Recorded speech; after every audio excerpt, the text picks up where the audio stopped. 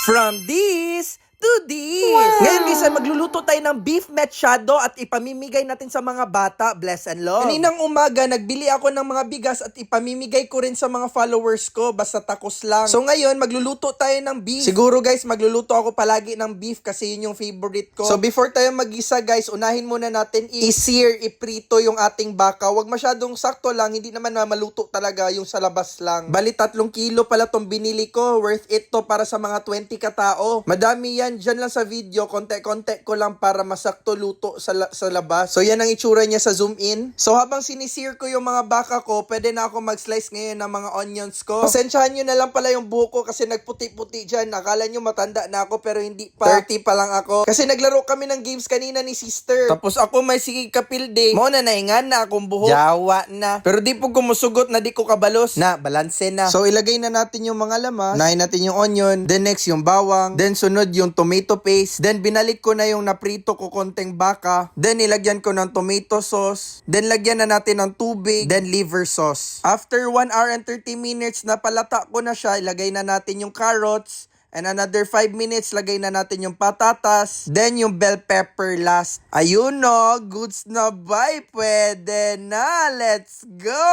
So natilawan na yun ako na guys. Ipanghatag na nato. Anak ko kay Karen. Tara na Karen kay... Langay-langay ka, tara na, hatod na nato. Kalinturahon pa daw siya, pero gusto gini magsabay. Anak ko, ikaw bahala, labo man ka ako. Pwede rapod ako ra, pero mas nindot yun kay natay kameraman. So kay sa una, sige man kung ato dito sa isa ka eskwelahan karon lahi na po na eskwelahan guys. So musulod ta diri kay naay mga estudyante diri sulod o. Dala na nako akong mga goods. So napay mga 30 ka estudyante na sa gawas o ga practice gambot gaun sana sila kasi sayaw diha. Pagsugod na kog hatag sa isa ka pagkaon guys, bay gidagsa raman kog kalit sa mga bata.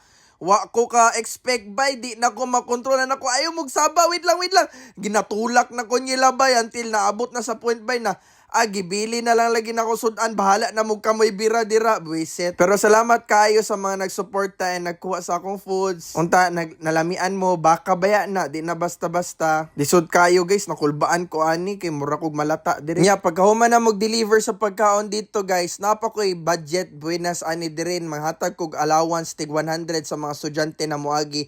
Mangutana lang ko sila kung nagtarong sila eskwela. Okay, nagtarong maka-eskwela o allowance nimo. Ako na papa nimo ron. Papa, brother, unsa ba diha, sister. Basta tig isa-isa lang kung pilion kay pag dinagan man good, logi punta wa tay ka reels. Basta magbinuotan, hatagan nato nag mga blessing ng mga bata diha. Kay sa una bata pa punta, wala tay allowance. Remember ko sa una bay 20 ra akong allowance, lipay na ba kay ko sa una bay. Karon mga hatag-hatag na natag tig 100. Di na gud ko mahadlok magawas guys. Pareha sa una ba na kanang dagan kay kog mga viral no na magay pa naglab sa ko sa una. Karon mas nalab na ko sa mga tao kay sige na mo kog hatag tapos compassion naman ko. Pero salamat kayo ko bay kay nag-change gyud ko. Maulian gyud day ko bay. Nya kay human naman mi dire. Si sister na pud akong palipayon. Naka-flower of life tato pa na oh. Nya lag na pud mi sa bukin ni sister, kalubihan ba. So salamat sa nanonood at sa susunod na naman, bless and love kaon brother.